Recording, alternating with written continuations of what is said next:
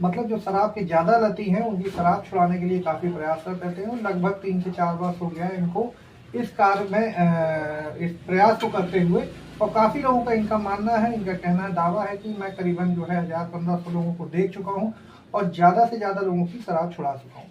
इसके अलावा हम इनसे आज बात करेंगे कि इसके अलावा इनके पास क्या क्या लोग जो हैं, कौन कौन लोग किस किस प्रकार की समस्याओं को लेके आते हैं। संत सुरेंद्र दास जी, सबसे पहले तो हम जानना चाहेंगे कि आपके पास किस तरह के लोग आते हैं और किस संबंध में समस्या लेके आते हैं। यहाँ पर कोई शराब पीता है, सर दर्द है, डिप्रेशन है, चिंता है, नींद नहीं आती, बुनी बीमारी है, दम है, खुजली, इतना देखता हूँ यहाँ पर। इतना देखते हैं। अच्छा, अगर फीस की बात करी जाए तो मान लीजिए हर जैसे क्षेत्र की बात करें, हर आदमी का कोई ना कोई शुल्क होता है। यहाँ किसी प्रकार की आप फीस लेते हैं या निःशुल्क सेवा करते हैं? नहीं, हमारी कोई फीस नहीं पड़ती है। मैं जो इच्छा दाम पर डाल दिया, मैं अपने गुरु की आज्ञा से जन कल्याण करता हूँ। कमाई जरिया कुछ हमारा और हमारा है। मैं टेलर मास्टर हूँ, मैं हूँ, तो मंगल खाली मैं आता हूँ खाली यहाँ पर। अच्छा, एक बात आपसे पूछनी थी कि जैसे आप इस चीज़ को करते हैं, आप सेवा कर रहे हैं एक तरह से इसको कहा जाए, और फीस के नाम पे आप कुछ नहीं लेते हैं, दान पात्र में जो डलवाना है वो डलवाते हैं। तो मान लीजिए जैसे अन्य जगह दान पात्र में चीज़ें मतलब रुपया या कोई डाला जाता है तो वो उसके विकास के लिए लगाया जाता है। तो जैसे आपके यहाँ दान पात्र में अगर कोई चीज़ आती है तो क्या आपका जो जहाँ ये स्थान बैठ रहे हैं इसके विकास में लगाते हैं या अपने निजी चीज़ों में उस धन का यूज़ करते हैं? क्या करते हैं आप उसका? दान पत्र मैं गरीबों के लिए व्यवस्था करता हूँ। 2 महीने में पूरा हो जाता है, तो आटा, दाल, चावल, चाय पत्ती, तेल, कपड़ा मैं गरीबों को दान करता हूँ। मालिक कमाई जरिया दूसरा हमारा है, ये मैं परोपकार करता हूँ। अपने गुरु की आज्ञा से मैं जन कल्याण कर रहा हूँ यहाँ पर। तो इसमें अच्छा, ये मोस्टली अगर देखा जाता है कि जैसे इस तरह की कोई समाज सेवा करता है तो घर का भी काफ़ी मतलब परिवार के लोगों का योगदान रहता है। तो क्या आपके यहाँ भी परिवार में काफ़ी लोग जो है इस चीज़ की सराहना करते हैं या पीछे घसीटते हैं कि बहुत जो है सेवा करने लग गए हो, थोड़ा कम किया करो, इस तरह के कुछ प्रश्न उत्तर होते हैं परिवार में? हाँ, ये बात सही कहा आपने। परिवार खैर उतना सहयोग नहीं मिला मेरे को वहाँ से। ये जो है अपने मन से किया। अब हम सत्संग करते, गुरु हमारे थे, तो परमात्मा कृपा हुई, गुरु से मिलाया, तो उसने हम से जन सेवा करते हैं, हमें आनंद मिलता है, हमें खुशी मिलती है। हमारे द्वारा कुछ ठीक हो रहा है कोई है तो मुझे खुशी मिलती है, आनंद मिलता है मुझको है। अच्छा, अगर निवारण की बात करी जाए, जैसे समस्या कोई आदमी आपके पास लेके आता है, आप चिकित्सक तो है नहीं, आप कोई वैद्य नहीं है, समस्या कोई लेके आया, पारिवारिक समस्या मान लीजिए उदाहरण के तौर पे लेके आया, तो किस तरह से उसका निवारण करते हैं आप? मैं मस्तक रेखा पढ़ता हूँ, उसका जीवन है कैसा। मस्तक रेखा में जीवन, मरण, हानि, लाभ, यश, अपयश सब आ जाता है। कोई आदमी आया है तो परेशानी कब तक जीवन में रहेगी, इसके क्या कारण है, परेशानी क्यों आई है, मुझे मालूम पड़ जाता है। मैं उसको उत्तर बताता हूँ, सोल्यूशन बताता हूँ। अरे भाई, सर दर्द, पेट दर्द, डिप्रेशन, चिंता, मैं योगा सिखाता हूँ, कुछ आयुर्वेदिक चीज मैं लिख के देता हूँ, उससे खाने से उसको रिलीफ ठीक हो जाता वो है। तो आपका दावा है कि आप आयुर्वेदिक चीजें देते हैं, उससे वो हाँ सही हो हाँ जाता है? हाँ, मैं लिख के देता हूँ उससे। बाकी नहीं, मतलब जैसे पारिवारिक समस्या है किसी की, मान लीजिए कि एक उदाहरण के तौर पे लिया जाए कि हस्बैंड वाइफ है, पति पत्नी, उनका नहीं बन रहा है, तो उसमें आयुर्वेद का कौन सा रोल आता है? नहीं, वो तो खाली बता सर दर्द, पेट, डिप्रेशन, चिंता नहीं, उसके लिए अलग है। ये तो अलग विद्या हो गई, अलग हो गई। वो परेशानी क्यों है, क्या कारण है, तो कारण मालूम पड़ जाता है। मेरे पास आता है, मेरे पास ये देख रहे हैं गोटियां पड़ी मेरे पास है, ये गोटियां पड़ी हैं, वो परेशानी क्यों आई है तो मुझे मालूम पड़, एक नंबर सोचने कहता हूँ, वो नंबर क्या सोचेगा वो पहले मैं ले देता हूँ। अच्छा, तो इसमें आपने जैसे हर चीज का कोर्स होता है, चाहे टेक्निकल स्किल हो या कुछ भी हो, आदमी पढ़ाई करता है, तो इसमें आपने जैसे जो आपकी ये जो विद्या है क्या है, मतलब ये क्या चीज़ है, कोई सिद्धि प्राप्त करी है आपने या कोई इसकी पढ़ाई करी है या कोई आपका गुरु रहा है, किस तरह से मतलब इतना सब आप जानकार हुए इन सब चीज़ों के? ये मैं गुरु रहा, मैं कई साल लगा मुझे है। मस्तर रेखा पढ़ाई होती है, किसी रेखाएं महीन है, किसी रेखाएं मोटी हैं, छोटी हैं, बड़ी हैं, कटी फटी। इसका मतलब क्या होता है, एक साइंस है, एक पढ़ाई होती है इसकी है। तो ये कौन सी पढ़ाई, मतलब कौन सी यूनिवर्सिटी से किया है आपने? हमारे गुरु थे, हमारे गुरु हमारे थे।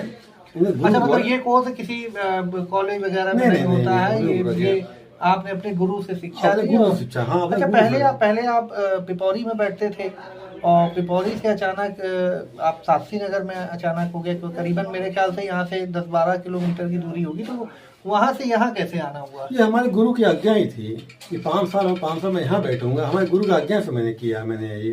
अच्छा, इसमें बहुत से लोग जैसे होता क्या है कि बेवकूफ बनाते हैं लोगों को, बेवकूफ बना के अपने अपने स्वयं के हित पहुंचाते हैं। मतलब एक तरह से अगर धनोपार्जन की बात करी जाए कि तुम्हें कोई समस्या है तो ये हवन होगा या ये सारी चीजें करनी पड़ेगी, इसमें तुम्हारा हजारों रुपए का खर्चा आएगा।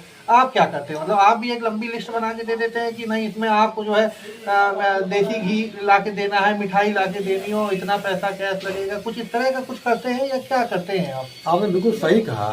इस क्षेत्र में जितने लोग भैया मैं देखता हूँ सब लूटने खाने वाले पड़े हुए हैं। इतने पित्र दोष है, ये दोष है, सही दोष है, हजारों रुपए ऐंठ लेते हैं। हमारा कोई पैसा नहीं पड़ता, हमारा मैं कोई खर्चा बताता हूँ, अब बताता हूँ तो 150 रुपये खर्चा उनका आता है, ज़्यादा खर्चा नहीं हमारा उनका आता हुआ है। तो उपाय सटीक तरीका, इस उपाय आपका ठीक हो जाएगा। मैं तरीका सटीक में बताता हूँ। नीचे काफ़ी पब्लिक लोग बैठे हैं, नीचे बैठे हुए हैं, काफ़ी परेशानी से लोग आए हुए हैं। और जो कोई परेशानी समस्या जीवन में है तो समझ जीवन कब तक रहेगी। मैं गुरु की जो दिव्य चीज़ देख रही है, ये अंक बता हुआ है। इसमें एक गेहूं गिराएंगे आप और गेहूं कहाँ गिरेगा, एक 100 अंक लिखे हुए हैं। गेहूं कहाँ गिरेगा तो पहले लिख देता हूँ। नहीं, वो नंबर गेहूं कहाँ गिरेगा ये तो आप पहले लिख देते। इससे समस्या कैसे जानेंगे कि समस्या कब तक रहेगी? अगर समय को गुजर रहा है, समस्या पहले आपको बतानी पड़ेगी या पहले नहीं? समस्या कोई भी हो, मालूम है समस्या गुजर रहे हो, समस्या जीवन कब तक रहेगी आपके, वो बता देता है। अच्छा, मैं आपसे 2 क्वेश्चन पूछना चाहूंगा। एक अपनी निजी जिंदगी के बारे में, मतलब दोनों ही क्वेश्चन मेरे से ही रिलेटेड है, मेरे परिवार के बारे में। मैं ये जानना चाहूँगा, आपने हर बार कहा कि आपके पिता कितने हैं और उसका बच्चे कितने हैं। मैं आपसे एक चीज़ जानना चाहूँगा कि मेरे चाचा के बच्चे कितने हैं, ये आप मुझे बताइए। चाचा के बच्चे कितने हैं आपके? हाँ। कोशिश में करता हूँ मरा में।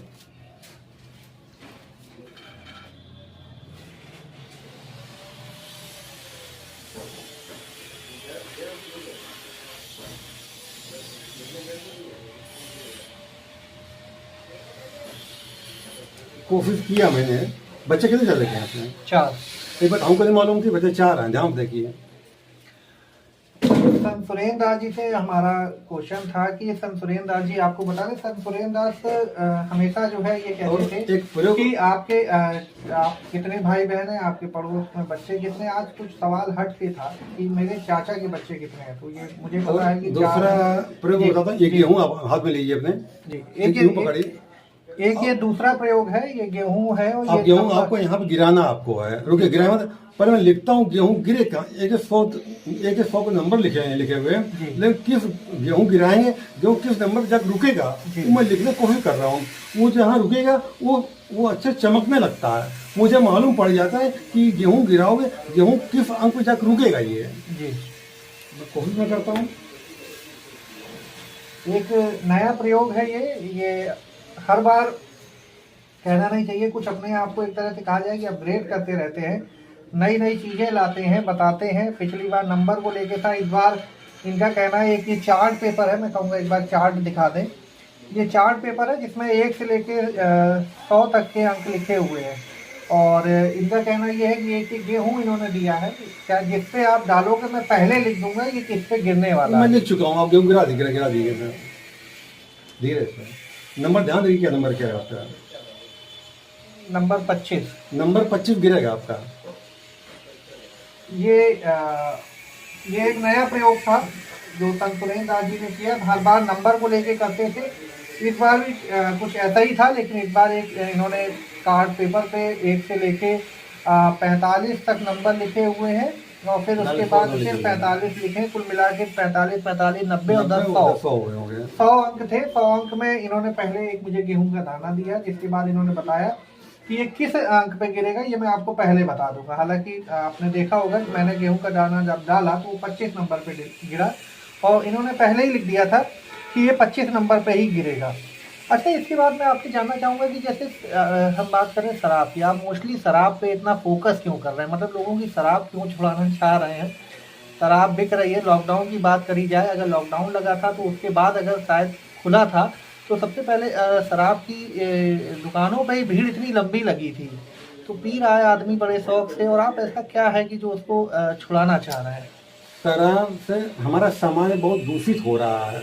मैं देख रहा हूँ कि मोहल्ले में कोई घर ऐसा नहीं है जो पीने वाला ना हो। और जो घर में शराब पीता है वो घर में कलह मची रहती है, घर में बरकत नहीं होती है। मुझे दुख होता है कि इसे पी के समाज हमारा खराब हमारा हो रहा है। तो मैं छुड़ाता हूँ लोगों को, और 100 में 10% लोग जो मेरे पास आते मेरे पास है, 10% शराब नहीं छोड़ते हैं, वो मती मारी जाती है उनकी, और 30% शराब छोड़ देते हैं, और 60 रुपये कम करवा देता हूँ। मुझे मालूम पड़ जाता छोड़ नहीं पाएगा। मेरे गुरु का दिया ये अंक विद्या है, वो एक अंक विद्या सोचने कहता हूँ, क्या सोचेगा लिख पढ़ लेता हूँ, वो अंक विद्या बता देती है छोड़ेगा या नहीं छोड़ेगा या कम करेगा।